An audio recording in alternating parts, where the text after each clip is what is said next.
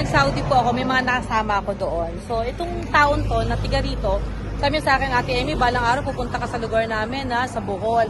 I go, okay, pupunta ako. Ngayon, nakita ko po siya ngayon. Kasi pupunta ako ng Bohol ngayon. Ayun, dito siya nakatira, oh. At meron na siya ngayong anak. Dati dalaga. Uy, may kumakahol. Teka, baka kainin ako nun. Doggy! Doggy! Peace lang tayo. Si kasamaan ko. Dati dalaga siya, ngayon may baby na siya.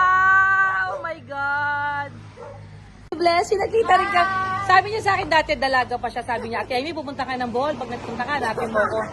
And I did it. I say it. My promise, so I did it. Diba? Nagagayad ng baby, oh. Nagagayad na si baby, oh. Roda. Roda, oh. Ito si Blessy, may anak na, oh. Ayan na. Tama mo. Hindi. Kasama niya. Istorbo kami. So, ayan guys. Nakita na po kami. Sa Bohol pa kami nagkita. Can you imagine that? Ate, sabi ko sa'yo, Rete, magkita tayo. Oo, di ba sabi siya? Oo, pumunta ako. O, ayan Magkita na. tayo. Ang layo from Manila, nilusob ko Bohol para makita. Kasi sabi ko sa kanya, pumunta ako sa kanya. Kaya nagbibiro ako. Ako pa? O, doon naman, tsura ko pawis ako. Nakita kami. O, yung mga tiga Saudi dyan, makasamaan namin. O, ayan, nakita kami sa Bohol. Yayain ko naman sana, tsaka so, very limited yung time ko. Sana magigimik pa kami mamaya. Kaso, may baby na, o. O, sige, bye ka na. Next time na lang, O, bye. next time.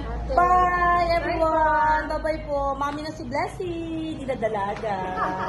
Bye. Thanks for watching.